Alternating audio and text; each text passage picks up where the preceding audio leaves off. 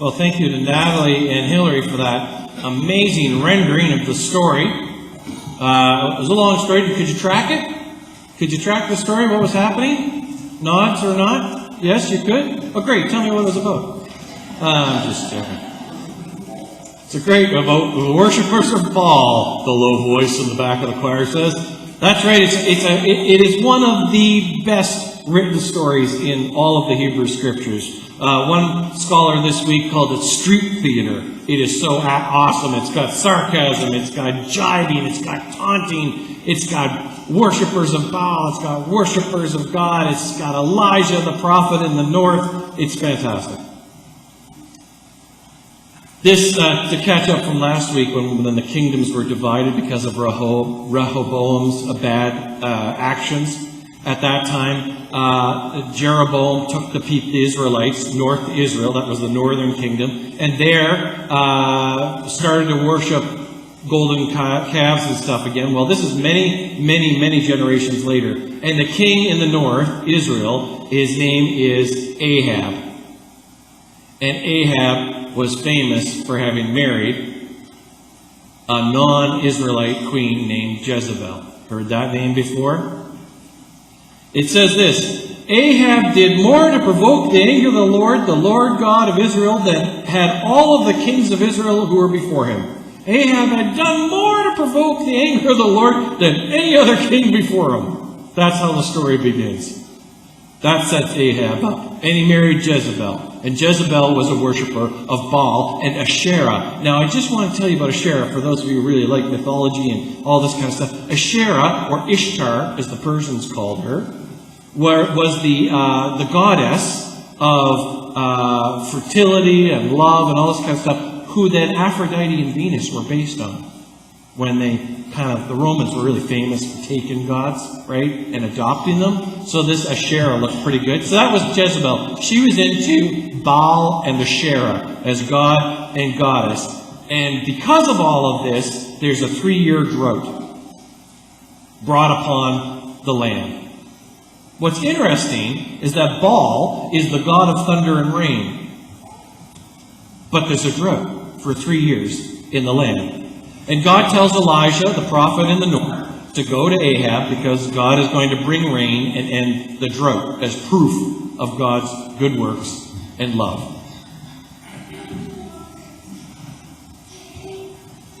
Ahab, as we know, Elijah arrives in front of Ahab, and I love this line. Ahab says, "You troubler of Israel, you troubler of Israel." And Elijah says, "I'm not the troubler of Israel. You're the troubler of Israel, Ahab." And so the standoff begins. Elijah instructs Ahab to assemble all of Israel. That would be all the leadership of Israel, not every single person in Israel. And the prophets of Baal and the prophets of Asherah at Mount Carmel, which is their holy mountain. Let's set this up. It's home field advantage for Ahab and the prophets of Baal. It's their mountain in their country. This is their time. Elijah calls for the sacrifice of bulls, which are Baal's symbol. Baal's symbol, he's the god of thunder and rain, but his great symbol was a bull. So set all this up. Elijah has done everything he can to give him the home field advantage. You can use bulls, let's slaughter them, not goats or cattle, right? Bulls, which are your God's symbol. And it's a drought, and your God is the God of thunder and rain. Certainly on your mountain, your God can make things happen. Elijah's outnumbered 450 to 1. There's one prophet of Yahweh, who is the Lord of the warrior God, the Lord of the mountain, just in case you want to know. And there's 450 prophets of Baal. At this point, the prophets of Asherah just kind of recede into the background of the story. And Elijah, I was interested in the scripture, uses the word limped twice. Jumps right off the page to me. I have a limp. I walk with a limp. And it just kind of popped right off the page. He says this to the people of Israel: "How long will you go on limping with two different opinions? If the Lord is God, follow him. If Baal is God, then follow him." And the people did not answer him one word. Then the Israelites bring a bull and sacrifice it, and They say, it says this, so they took a bull that was given them, prepared it, and called on the name of Baal from morning until noon, crying, "Oh, Baal, answer us." I loved how Natalie read that. "Oh, Baal, answer us." But there was no voice and no answer. The people didn't answer, and Baal doesn't answer. They limped, it says, they limped around the altar that they had made. At noon, Elijah mocks them, crying aloud, "Surely he is a god." I love this piece. Either he's meditating, or he's wandered away, or he's on a journey, or perhaps he's asleep and must be awakened. Wow. I don't remember any other scene of mockery and jabbing as good as that one. Yeah, where's your God? Where's your God now? Right? Well, maybe he's meditating. Maybe he's on a journey. Maybe he's walked away. Maybe he's asleep and needs to be wakened, says Elijah, the spunky one of Israel. Wow. I was interested in that word limped. Sometimes it was translated as leaped, but in our text it says limped. It comes from the word pasha, which is also the root word of Passover, just in case you want to know. They limped. It means to go over or to bypass. And in this way, Elijah is pointing out that they're half-hearted. They're uncommitted. You know, they're limping around and they're, oh, Baal, and they're limping like this. And he also says, how long will you limp between two opinions? They're uncommitted. They're half-hearted. They're hesitant is also a root, to pass over or to be hesitant. And then he says, how long will it be of two opinions? And the word opinion in Hebrew is sawif. And it means to lean on a crutch. It's a crutch made with uneven ends. So a crutch that comes down, made out of limb, that comes down in two crooks at the bottom, but it's uneven. Right? How long will you limp around on a crutch that's uneven, he says? Pick a God. If God is the God of Israel, pick God. If Baal is great, pick Baal. But stop limping around and being hesitant about it. Elijah wants them to pick a God, choose the God who is a steady, dependable, loving God, the God of life. Now, I just want to tell you, I'm never happy with the literal interpretation of this passage. I don't usually interpret the Bible literally anyway, but it's tempting. There's that song kids used to sing, "Our God is an awesome God." You know that song? And it's all about beating up other gods, really. Like, our God is way better than your God, right? We live in a pluralistic society. We don't need to talk like that to people. We don't need to talk smack about other people's gods. But if we say we're choosing this God, we need to. And I also don't like the literal translation of this, the literal interpretation of this passage, because you know what happens right after? Like, if they had read the very end of the story, the next line, Elijah gets them to take all the prophets of Baal down to the wadi, and he has them all slaughtered. Elijah kills all the prophets of Baal. We don't like that in the United Church of Canada. So we got to be tricky. It's a tricky passage because we don't want to get into God beating up other gods, a God who smites people and that kind of stuff. It's just not us. But this passage is very important because it's about choosing the God who is a God of life, the one who brought the rain. Afterward, that's what happens after the fire comes. And I love the images. Elijah says, you know what?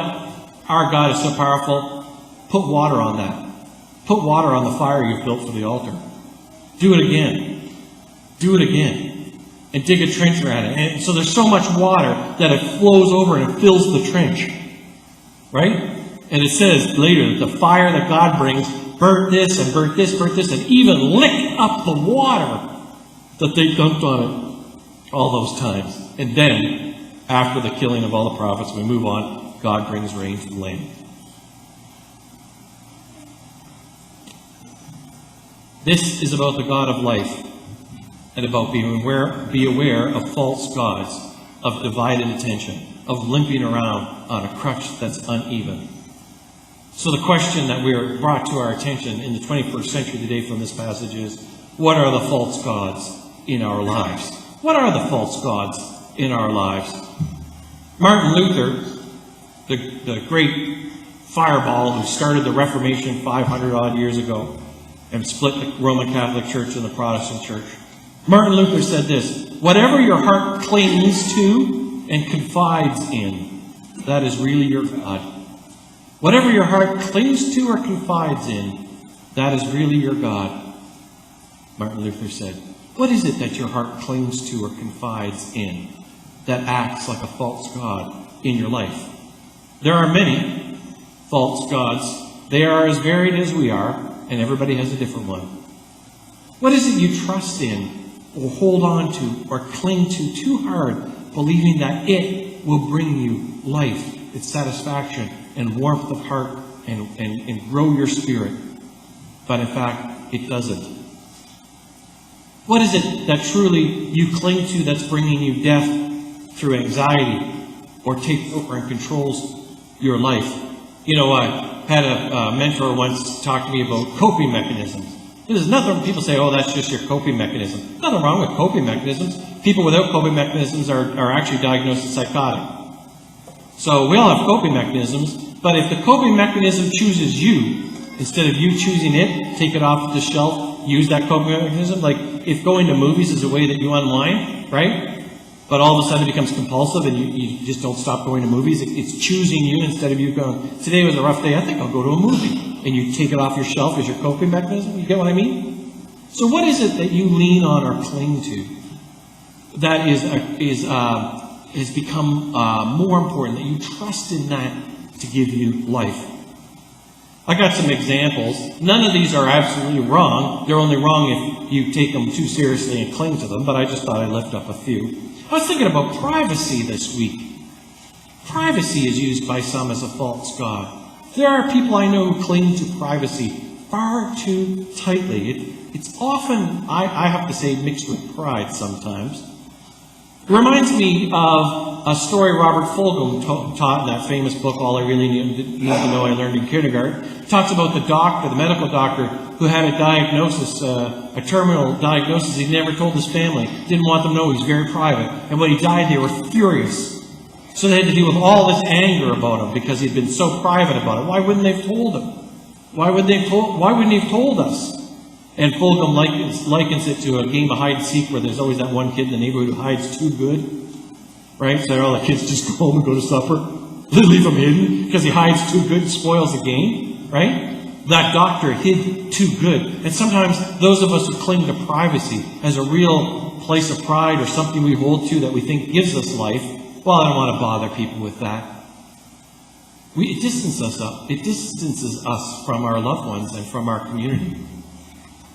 How about etiquette? This came to my mind just late last night as I went to sleep. Etiquette. Some of us get so caught up with etiquette, the right way to be, the right way to do things, and it helps us get along, and it is nice to be gracious, be a gracious host or whatever. But I know lots of people who get so caught up on the etiquette of how to host people that they never really get around to hosting people.